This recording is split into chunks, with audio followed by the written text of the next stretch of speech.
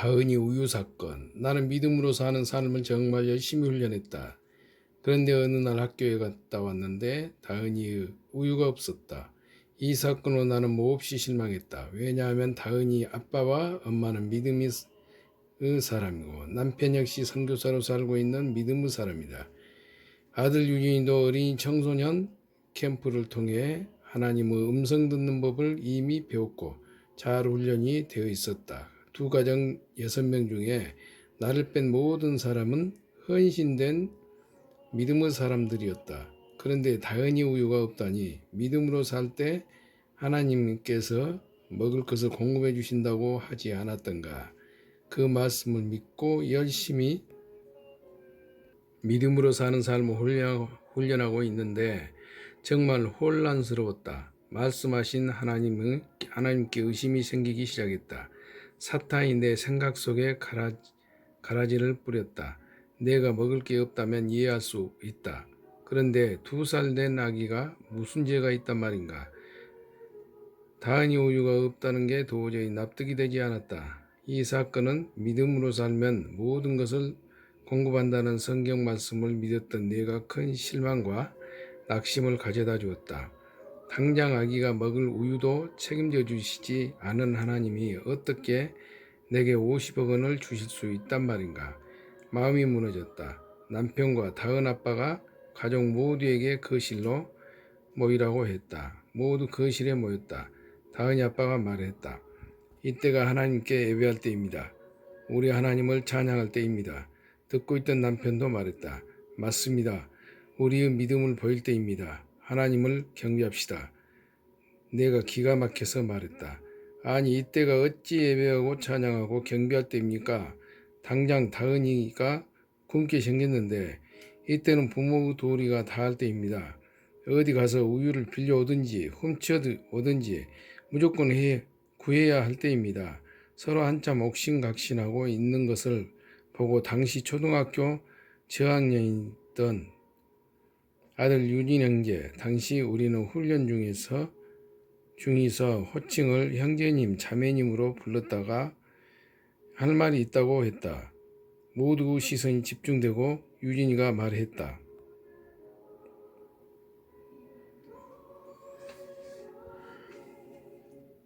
미진 자매님의 상태가 오늘 특히 안 좋은 것 같습니다.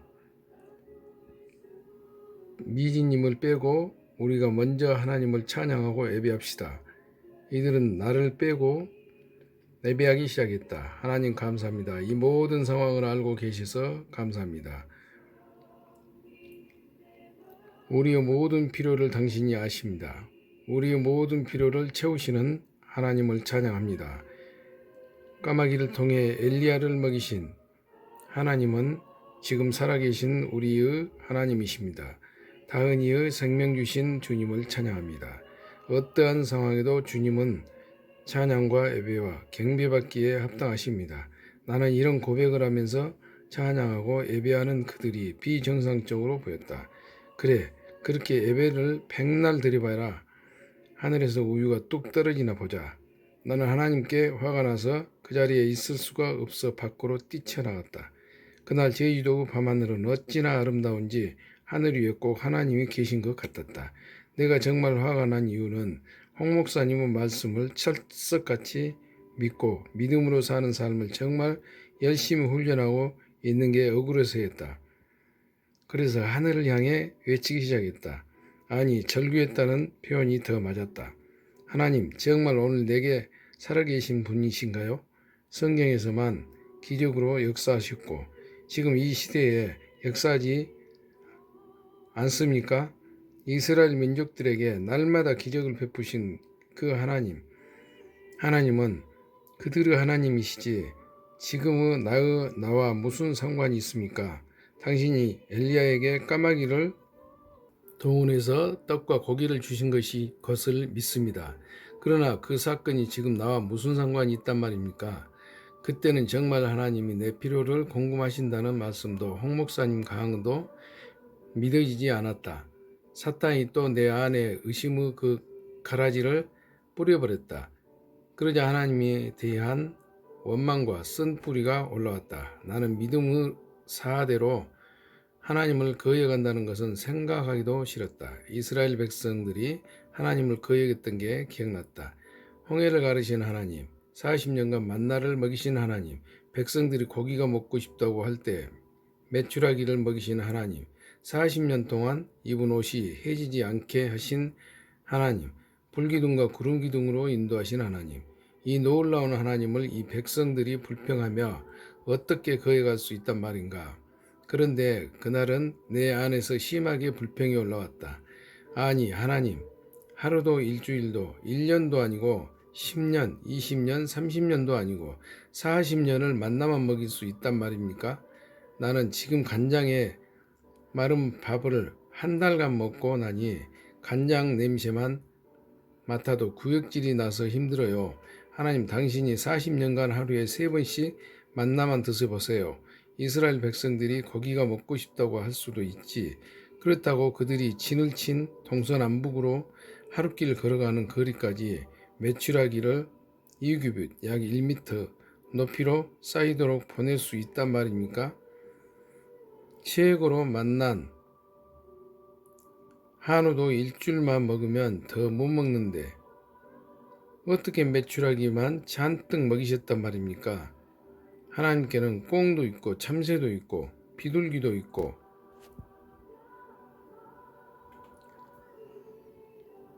닭도 있고 오리도 있고 종류대로 좀 먹이시면 안 됩니까?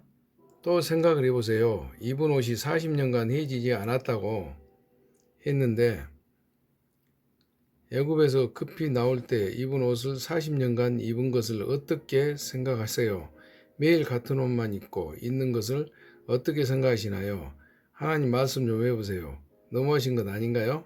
이스라엘 백성들이 당연히 불평할 수 있는 것 아닌가요? 다은이 우유 앞에 믿음으로 사는 내 삶이 속절없이 무너졌다. 나는 점점 더 심각한 상황으로 빠져들고 있었다. 한참을 울다 절규하다가 또 울다가 집으로 돌아왔다. 나머지 가족들은 여전히 예배 중이었다. 나는 생각했다. 이 거룩한 무리들은 분명 광신자들인 게 틀림없어. 그리고 새벽에 우유를 꼭 먹는 다현이를 생각해서 부엌으로 갔다. 밥을 으깨어 물을 부어 끓여서 걸쭉한 밥물을 만들어서 우유병에 넣어두고 방으로 들어가 버렸다. 새벽에 잠이 깼는데 전날 밤과는 달리 정신이 굉장히 맑아졌다. 다니엘이 생각났다. 사자의 우리의 던짐을 받고 왕이 다니엘아, 너희 하나님이 너를 구원하겠느냐? 라고 물었을 때 다니엘은 나의 하나님이 사자들의 입을 봉하셔서 나를 상해하지 못하게 하셨습니다. 라고 대답했다. 또한 하박국 선지자의 고백이 생각났다. 비록 무화과나무가 무성하지 못하여 포도나무에 열매가 없으며 감람나무에 소출이 없으며 밭에 먹을 것이 없으며 우리의 양이 없으며 외양간에 소가 없을지라도 나는 여호와로 말미암아 즐거워하며 구원의 하나님으로 말미암아 기뻐하리로다. 다니엘의 믿음과 하박국 고백이 날 부끄럽게 했다. 밖으로 나가 하나님께 죄송한 마음에 회개했다. 다은이의 우유가 없어도 하나님은 하나님이신 것이다. 아버지, 어젯밤에는 정말 죄송했습니다. 살아계신 하나님, 모든 것을 공급하시는 하나님을 의심했습니다. 용서해 주세요. 다시 믿음으로 사는 삶을 훈련하겠습니다. 아버지, 다은이의 우유가 없다 할지라도 하나님은 만왕의 왕이시며 나의 하나님이시 되십니다. 회개하고 나니 내 마음이 평강이 부어졌다. 하나님의 음성이 들렸다. 미진아, 네가 간절히 찾던 엘리야의 하나님은 오늘 살아서 내 하나님이 되어줄 것이다. 그런데 내 엘리야들은 다 어디로 갔단 말이냐. 엘리야를 간절히 찾고 계신 하나님의 마음이 내게 부어졌다. 믿음으로 사는 사람들인 오늘날의 엘리야들을 찾으시는 그분 앞에서 나를 보니 민망하고 죄스러운 마음이 들었다. 나는 속으로 다짐했다. 아버지, 내가 믿음으로 사는 엘리야가 되어드리겠습니다. 집으로 돌아오는데 우리가 사는 빨간 쌍둥이 벽돌집 사이 중간 지점에 우유가 가득 든 1.5리터 병이 눈에 띄었다. 옆집 할머니네 우유가 분명했다. 나는 그 우유를 훔쳤고 냄비에 넣고 끓이기 시작했다. 그리고 다은이에게 먹였다. 나는 행복했다. 우유를 훔치긴 했으나 양심의 가책은 전혀 없었다. 그 할머니는 여든도 훨씬 넘으셨고 큰 병이 있으셨는데 곧 소천하실 것 같았다. 정말 할머니는 3년 후에 후쯤 돌아가셨다. MB의 우유가 많이 남아 있었다. 나는 학교에 가기 위해 준비를 한 후 거실로 나갔다. 그런데 이게 웬일인가? 유진이 형제가 남은 우유를 남빗째 들고 마시고 있었다. 안 돼. 다은이가 하루 종일 먹을 우유란 말이야. 하지만 이미 냄비는 바닥을 드러내고 있었다. 나는 화가 나서 유진이의 등을 손바닥으로 두들겨 패주었다. 처음이자 마지막으로 손으로 때렸다. 유진이가 울면서 말했다. 엄마 죄송해요. 정말 미안해요. 우유가 남비에 있기에 먹어도 되는 줄 알았어요. 다은이를 생각 못했어요. 매일 간장만 먹다가 흰 우유가 있어서 아이는 서럽게 울며 학교에 갔다. 나는 마음이 몹시 슬펐다. 아들에게도 미안했다. 그랬던 아이가 지금은 188cm의 훤칠한 믿음의 청년이 되었다. 다음날 새벽에 이상한 기대가 생겼다. 그 자리에 또 우유가 있을 것 같았다. 밖으로 나가보니 정말 어제 있던 그 자리에 우유가 또 있었다. 나는 주저없이 훔쳤다. 전혀 죄스럽지 않았다. 여든의 할머니보다는 두 살아기가 우유를 먹는 게 당연하다고 생각했다. 그 다음 날도 훔쳤다. 나흘째 되는 날 우유를 훔쳐서 오는데 성령이 내 양심 가운데 말씀하셨다. 안 돼, 훔치지 마라. 순간 나는 두려움에 휩싸였다. 그래서 그 새벽에 할머니의 집 대문을 두드렸다. 할머니를 보는 순간 나는 꿇어 앉아서 우유병을 할머니께 건네며 말했다. 할머니, 제가 우유 3병을 훔쳤는데 나중에 꼭 갚을게요. 아기에게 먹일 우유가 없어서 훔쳤어요. 용서해 주세요. 눈물이 바닥에 뚝뚝 떨어졌다. 내가 너무나 초라하게 느껴졌다. 나를 빤히 보시던 할머니가 말했다. 아니 유진 엄마, 이 새벽부터 무슨 난리야? 뭔 우유를 말하는 거야? 이 우유요. 내가 손에 들고 있던 우유를 할머니께 보였다. 우유네? 그런데 이 우유가 어쨌다고? 제가 훔쳤다고요. 3병. 할머니가 계속 말씀하셨다. 그런데 나는 우유를 안 먹어. 할머니는 우유 알레르기가 있어서 평생 먹지 않는다고 했다. 그럼 이 우유는 어떻게 된 일인가? 그날 밤이 생각났다. 나를 뺀 거룩한 무리들이 드린 예배가 기억났다. 정말 하나님께서 우유를 주신 것일까? 천사들이 우유를 배달해 놓은 것일까? 다음 날부터 그 천사를 잡기로 결심했다. 며칠 밤을 기다렸건 천사가 나타날 시간만 되면 주께서 내 눈을 감기셨다. 어느 날 초저녁부터 잠을 자고 자정쯤 일어나 밖으로 나갔다. 오늘은 우유 배달을 하고 하는 천사를 꼭 만나버리라. 새벽 5시가 좀 넘는 시간에 천사가 왔다. 자전거를 탄 천사였다. 늘 있던 그 자리에 우유를 살짝 넣고 다시 자전거를 타고 갔다. 나는 달려가서 천사의 얼굴을 확인했다. 이럴 수가. 선월교회 담임 목사님이셨다. 충격이었다. 천사가 목사님이셨다니. 우유가 없던 그날 밤 거룩한 무리의 예배를 받으신 하나님께서 응답하신 것이었다. 선월교회에는 우리가 살던 동네의 작고 예쁜 교회다. 새벽마다 낙농업을 하시는 권사님께서 매일 신선한 우유를 짜서 담임 목사님을 섬기시는데 그날도 목사님께서 그 우유를 가지고 집으로 가고 계셨다고 한다. 그런데 주님이 그 우유를 미진이네 집에 가져다 놓아라 라고 말씀하셨다는 것이다. 주님의 음성에 순종하여 우리 집으로 왔는데 할머니 집과 우리 집이 쌍둥이처럼 똑같이 생겨 이 대문에 놓았다가 저 대문에 놓았다가 하시다가 그냥 중간에 놓으시고 말씀하신 주님께 정확하게 배달하실 것을 믿으셨다는 것이다. 이것이 홍 목사님께서 말씀하셨던 믿음으로 사는 삶 가운데 경험하는 하나님의 역사일까? 다은이 우유 사건은 내 영적 근육을 만들어 주었다. 해물, 스파게티와 그라탕. 어느 날 유진이가 누군가에게 용돈으로 10,000원을 받아왔다.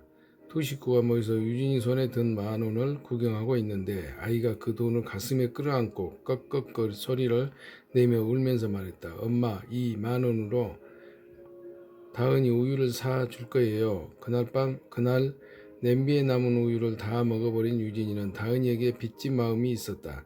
나는 유진이를 방으로 데리고 들어갔다.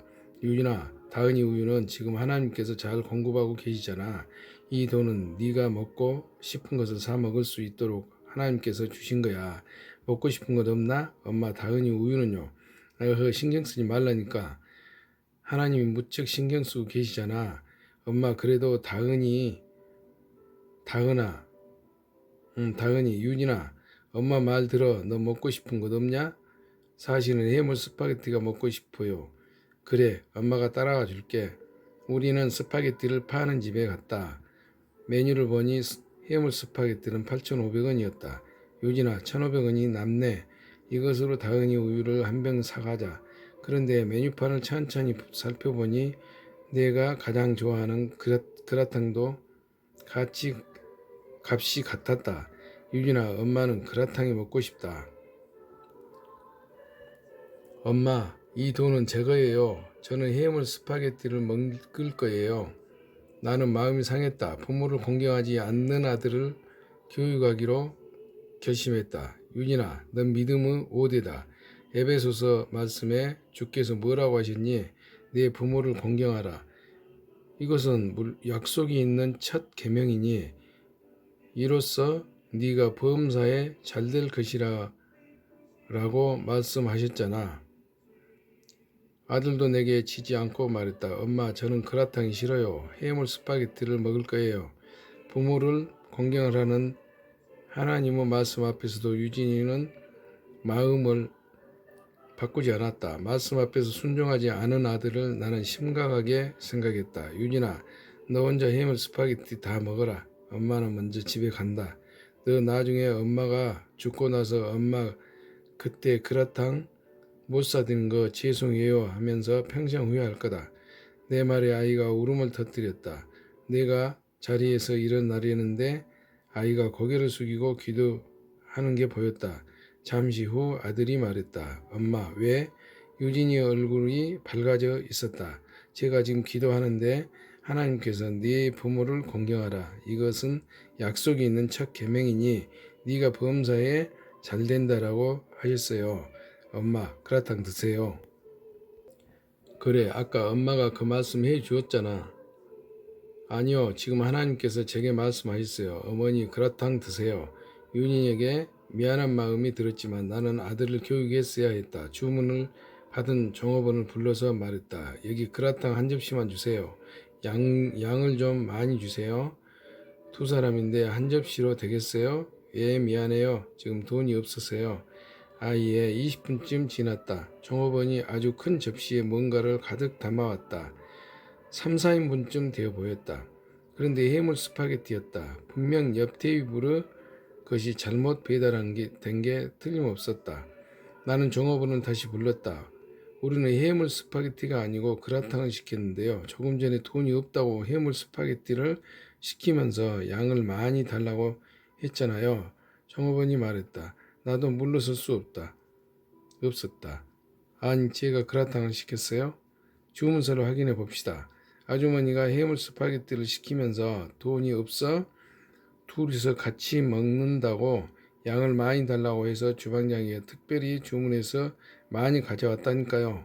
종업원도 물러서지 않았다. 결국 우리는 주문서를 확인하기로 했다. 순간 종업원이 몹시 당황해했다. 어머머, 분명히 해물 스파게티를 주문받았는데 이거 어찌된 일이지? 왜 그라탕이지? 죄송합니다. 어차피 잘못 나온 것이니 해물 스파게티를 드시고 계시면 그라탕을 빨리 해드릴게요. 유진이가 해물 스파게티 접시를 앞으로 당기면서 말했다. 엄마, 나빠요. 오직 내 공급자는 하나님이십니다. 그라탕 사건은 내게 적지 않은 충격이었다. 이것이 믿음으로 살 때 하나님을 경험하게 된다는 목사님의 말씀이 실제가 되는 것일까? 설화수 하나님, 부도, 일수, 꽁지 등으로 나는 만신창이가 됐다. 돈도 다 잃고 몸도 망가졌다. 얼굴은 기미로 덮였다. 검버섯 같은 것이 잔뜩 생겨 도저히 민낯으로 바깥 출입을 못할 정도였다. 그래서 특수화장, 변장 수준의 진한 화장을 배워서 제주도에 갔다. 누구도 내 얼굴이 그렇게까지 망가졌는지 몰랐다. 단지 조금 진한 화장을 했나 보다 하고 생각할 정도였다. 같이 공부하던 자매들과 형제들은 나를 무척 예쁘게 봐주었다. 그런데 문제가 발생했다. 제주도 생활이 길어지면서 스킨, 로션, 에센스, 영양크림 등 기초 화장품이 다 떨어진 것이다. 이런 기초 화장품을 바르지 않고는 그 위에 특수 화장을 할 수가 없었다. 위에 덧바른 분가루가 서서히 떨어지면서 얼굴은 실시간으로 변한다. 나는 막막했다. 방법이 없었다. 그래서 남편이 쓰던 스킨을 바르고 물기가 마르기 전에 빨리 분가루를 겹겹이 바르고 학교에 갔다. 그런데 시간이 지나자 이마에서 손톱만한 크기의 분가루가 떨어졌다. 마침 그것을 한 형제가 보고 말했다. 미진 자매님, 이마에 뭐가 묻었네요. 그러면서 내가 말릴 틈도 없이 내 이마를 털어준다고 하며 코까지 건드렸다. 분칠한 것이 이 이마는 더 크게 떨어졌고 코까지 떨어져서 순식간에 얼굴의 시커먼 기미와 검버섯이 드러났다. 그 형제가 놀라면서 말했다. 아니 이게 뭐야? 얘들아 이리 좀 와봐. 형제들이 내 주위로 모여들었고 한 형제가 말했다. 와 이제까지 화장으로 변장을 하고 우리를 속였나요? 다른 형제들도 거들었다. 이건 변장이 아니라 가면 수준인데 와 정말 실망이다. 할리우드 특수 변장이야. 나는 정말 창피했다. 수건으로 얼굴을 가리고 학교를 뛰쳐나와 집으로 왔다. 그리고 두 다리를 뻗고 앉아 서럽게 울었다. 수치심이 들었고 자존심이 상했다. 내가 죽으려고 한 것도 얼굴이 심하게 망가진 게 큰 이유였다. 이렇게 한참을 울다가 목사님의 말씀이 생각났다. 믿음으로 산다면 아버지께 구하십시오. 주 예수 이름으로 믿고 구하라. 그러면 주시리라 라고 하셨습니다. 여러분 염려하지 마세요. 믿음으로 살기만 하면 예수님께서 여러분의 필요를 반드시 공급하십니다. 너희가 내 이름으로 무엇을 구하든지 내가 행하리니 이는 아버지로 하여금 아들로 말미암아 영광을 받으시게 하려 함이라. 내 이름으로 무엇이든지 내게 구하면 내가 행하리라. 그랬다. 나는 믿음으로 살고 있었다. 바로 기도 수첩을 꺼냈고 내가 내 필요를 적기 시작했다. 하나님 아빠, 화장품 한 세트만 주세요. 목사님, 말씀이 또 기억이 났다. 우리 하나님 얼마나 부자인지 여러분들이 아신다면 담대하게 구할 것입니다. 그분은 천지 만물의 주인이시고 만왕의 왕이 되십니다. 금도 은도 하나님 것이었지요. 하나님 보시기에 옳은 사람에게 그것을 주신다고 하셨습니다. 여러분의 믿음으로 사는 삶보다 더 쉬운 삶은 없습니다. 하나님은 부자이시다. 나는 다시 기도 수첩을 꺼내서 하나님 아빠 화장품 한 세트만 주세요 라고 적은 옆에 설화수라고 썼다. 부자 아빠께 상당히 좋은 고가의 화장품 세트를 구했다. 나는 이 기도 제목을 가지고 어떻게 구할 것인지 여쭈었다. 선교사님들을 보면 기도 편지에 필요를 적어서 기도 요청들을 하기도 한다. 그것도 하나님의 방법이다. 또 다른 방법은 소그룹이나 셀, 구역 등 작은 단위의 모임이 있을 때 겸손하게 기도 제목을 나누고 기도할 수 있다. 나는 이 중 어떤 방법으로 할지 주님께 여쭈었다. 그런데 주님의 음성이 들렸다.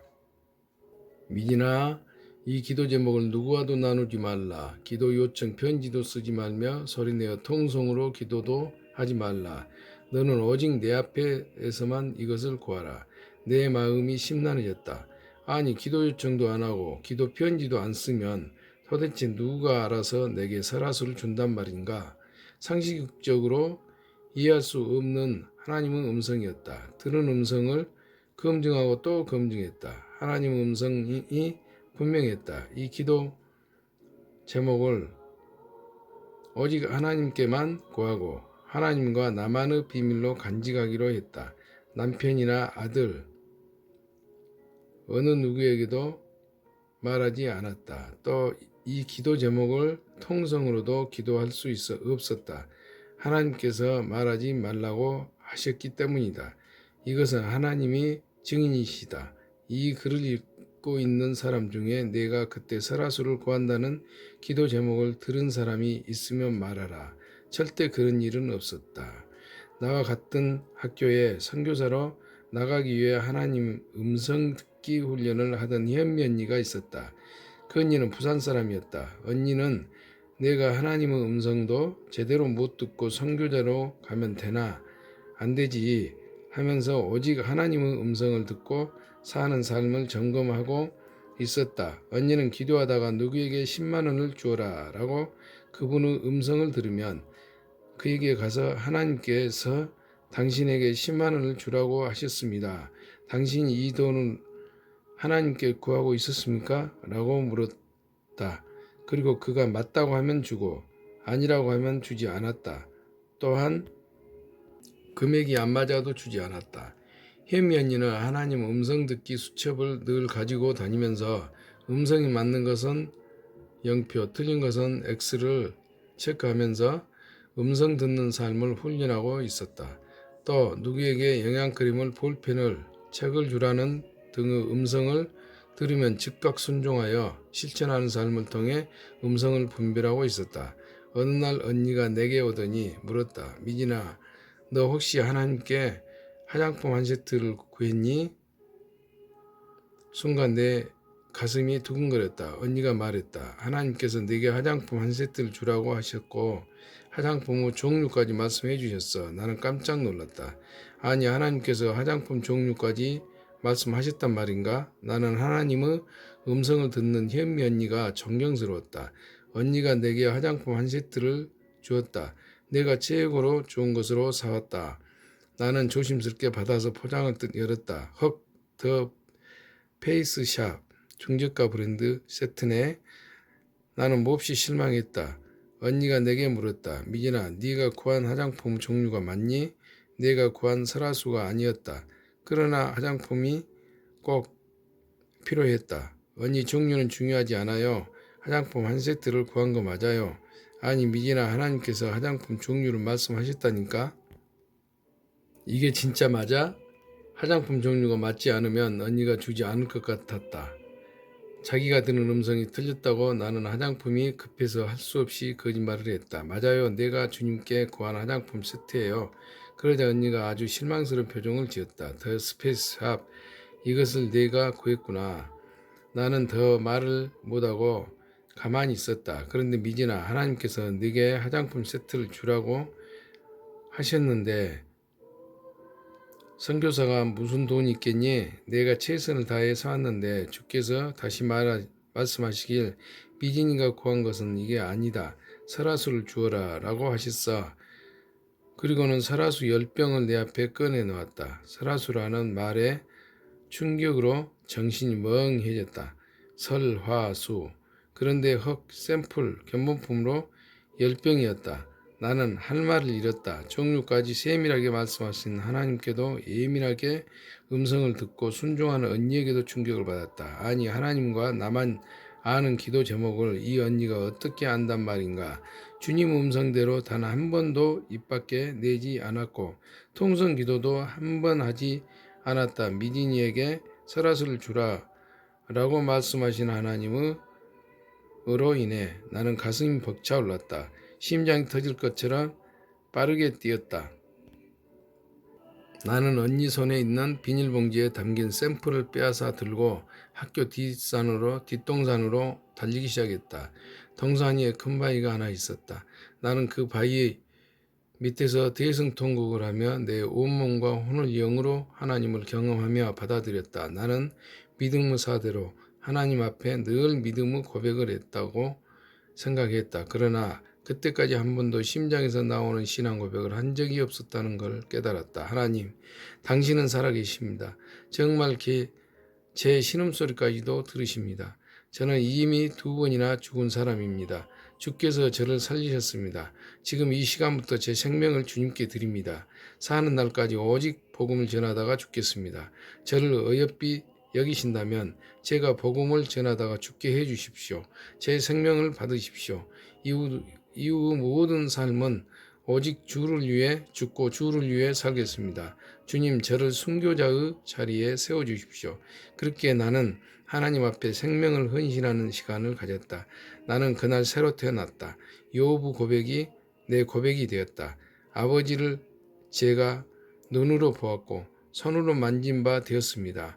사랑합니다. 생명을 바쳐 순종훈련에 돌입하다. 믿음이 없어도 적은 믿음을 가지고 훈련을 통해 순종하는 사람이 될 수 있다라는 목사님의 말씀은 내게 소망이 되었다. 개인 직접 하나님을 경험할 때 믿음이 성장하고 하나님을 신뢰하게 된다라는 말씀이 무슨 의미인지를 깨달았다.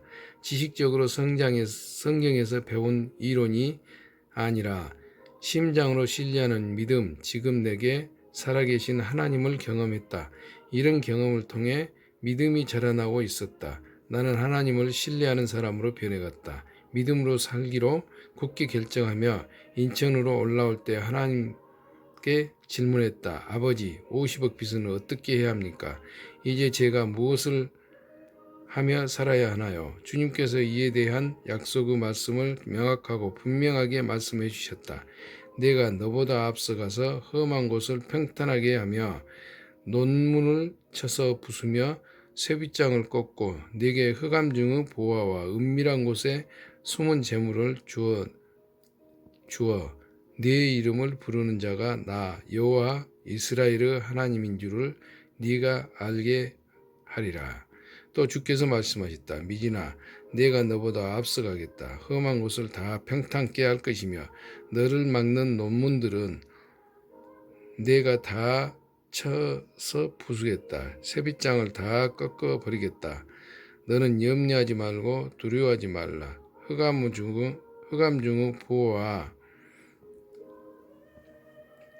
은밀한 곳에 숨은 재물을 내게 주어서 너를 사역자로 부른 자가 하나님인 세상이 알게 될 것이다. 나는 이 놀라운 하나님의 약속 앞에 잠시 어안이 벙벙했지만 아멘 하며 이 말씀을 믿음으로 취했다. 아버지, 이제 돈 걱정하지 않겠습니다. 이 무거운 짐을 아버지께 다 드립니다. 그리고 제가 할 수 있는 최선을 다하겠습니다. 주님께서도 또 말씀하셨다. 그러므로 염려하여 이르기를 무엇을 먹을까, 무엇을 마실까, 무엇을 입을까 하지 말라. 이는 다 이방인들이 구하는 것이라. 너희 하늘 아버지께서 이 모든 것이 너희에게 있어야 할 줄을 아시느니라. 그런즉 너는 먼저 그 나라와 그 의를 구하라. 그리하면 이 모든 것을 너희에게 더하시리라. 나는 기쁨으로 충만해졌고 아멘으로 응답했다. 그 이후 복음을 전하지 않고는 견딜 수가 없었다. 열방대학원 훈련을 마치고 인천으로 올라온 나는 더 열심히 복음을 전하여 전도하기 시작했다. 얼마 후 하나님께서 말씀하셨다. 제자 훈련학교를 세워라. 일단 아멘으로 응답하고 주님께 질문했다. 아버지, 제가 예수 전도단의 간사도 리더도 아닌데 어떻게 제자 훈련학교를 세웁니까? 내가 사람을 보낼 것이다. 나는 그 사람을 기다렸고 놀랍게도 인천지부 박노철 지부장님과 오영자 권사님이 우리 집에 찾아와 제자 훈련학교를 세우는 데 도와달라고 했다. 그래서 인천에서 독수리 예수 제자 훈련학교 주간반을 개척하여 학교 책임자로 섬기게 되었다. 믿음으로 산다는 것은 순종과 신뢰의 두 발로 걸어가는 삶이다.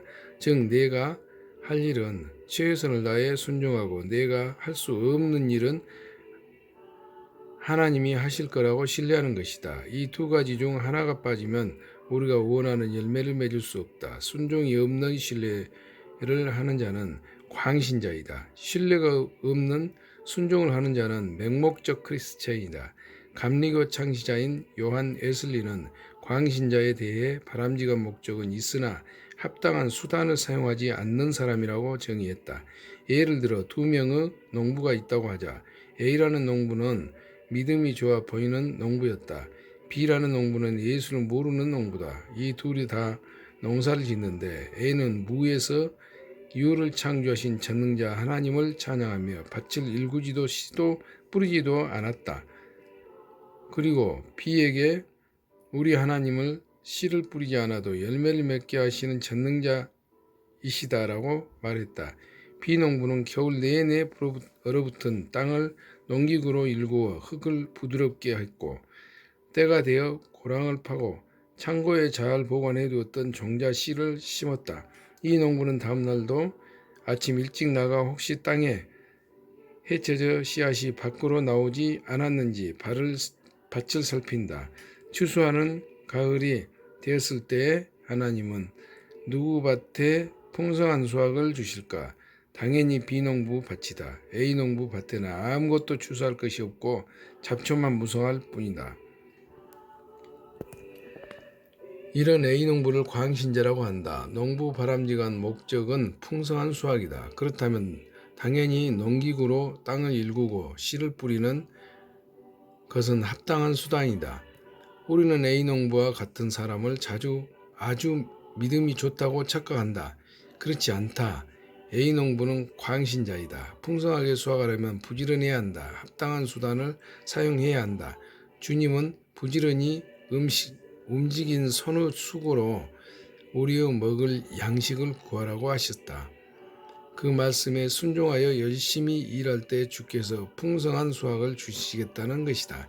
홍성건 목사님이 믿음으로 사는 것보다 더 쉬운 삶이 있으면 제게 이야기해 주십시오.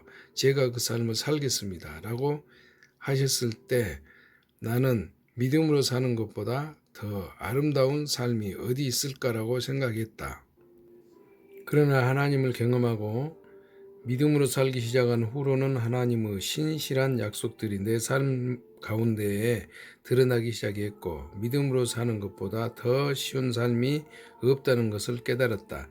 하나님은 선하시며 신실하시기 때문이다. 내가 할 일은 순종하여 행하고 하나님이 하실 일은 그분이 하실 것을 신뢰하는 것이다. 내가 할 일을 최선을 다함으로 순종한다면 하나님은 그가 하실 일을 행하실 것이다. 예수께서 예루살렘으로 가실 때 사마리아와 갈릴리 사이로 지나가시다가 한 마을에 들어가시니 나병 환자 10명이 예수를 만나 멀리 서서 소리를 높여 이르되 예수 선생님이여 우리를 불쌍히 여기소서 하거늘 보시고 이르시되 가서 제사장들에게 너희 몸을 보이라 하셨더니 그들이 가다가 깨끗함을 받은지라. 이 말씀에서 예수님은 나병 환자들에게 제사장에 가서 몸을 보이라는 말씀만 하신다. 나병을 고쳐주지는 않으신다. 당시 나병 환자들은 성 밖에서 살아야 했는데 제사장의 몸을 보여 병이 다 나은 게 증명이 되어야 성 안에서 살 수가 있다. 여전히 몸에 나병이 있는데 제사장에게 몸을 보이라는 예수님의 말씀에 우리는 어떻게 반응할까? 예수님, 제 나병을 먼저 고쳐주소서. 그래야 성 안으로 들어갈 수 있습니다. 그렇게 반응할 것이다. 하지만 예수님은 그렇게 하지 않으셨다. 먼저 네 믿음을 보이라 라고 하셨다. 믿으면 성 안으로 가라는 것이다. 그러나 나는 여전히 나병 환자다. 성 안에 있는 제사장에게 도착하기도 전에 성문 입구에서 사람들이 던진 돌에 맞아 죽을 것이다. 이때 말씀에 순종하여 어떻게 성 안으로 갈 수 있는가? 주님의 성품을 알 때 가능하다. 그분이 우리를 죽이겠는가? 아니다. 주께서 고치실 거라는 확신이 있으면 움직일 수 있다. 내가 할 일을 순종하여 행하면 나머지는 하나님이 하실 거라고 신뢰하게 하는 게 믿음이다. 지금은 믿음이 필요할 때다. 많은 사람들은 나병을 먼저 고침받지 않으면 그 자리에서 성 안으로 가라는 주님의 음성에도 순종하여 움직이지 않는다. 나병 환자인 내게 돌을 던질 게 분명하기 때문이다. 두려움이 나를 움직이지 못하게 한다. 내 삶 속에 이런 결정들을 해야 하는 순간이 수없이 많았다. 그때마다 나는 순종함을 내 믿음을 보였고 신실하신 하나님을 경험했다. 예수님의 말씀을 들은 나병 환자들도 순종하여 성 안으로 들어가기 시작했고 나는 가는 도중에 문둥병은 완전히 고침을 받았다. 우리가 기억해야 할 것은 순종 결과에 대해 하나님께서 먼저 말씀해 주시지 않는다는 것이다. 즉 너희들이 걸어가는 도중에 모든 나병이 고침을 받을 것이다 라고 말씀하시지 않는다는 것이다. 그분은 우리의 믿음, 순종을 먼저 요구하신다. 믿음으로 사는 삶은 내 생각과 지식, 경험과 환경을 초월해야 한다. 말씀에 순종하여 제사장에게 가기 시작할 때 나병으로부터 완전히 나음을 얻는 것처럼 우리도 말씀에 순종하여 나아가야 한다. 이때 그들의 마음이 어떠했겠는가? 아마도 죽으면 죽으리라 하는 마음이었을 것이다. 베드로는 밤새도록 깊은 곳과 얕은 곳 이곳저곳에 그물을 내렸으나 고기를 잡지 못했다. 한 마리도 잡지 못한 채 날이 밝자 그는 허탈해하며 그물을 손질하고 있었다. 그런 베드로에게 예수님은 깊은 곳에 그물을 내리라고 말씀하셨을 뿐 순종 결과는 말씀하지 않으셨다. 이미 깊은 곳에 그물을 내려본 베드로지만 믿음의 반응으로 다시 그물을 내렸다. 제가 밤새도록 수고하여 얻은 것이 없지만 말씀에 의지하여 그물을 내리겠습니다. 베드로는 믿음으로 순종하여 깊은 곳으로 가서 그물을 내렸다.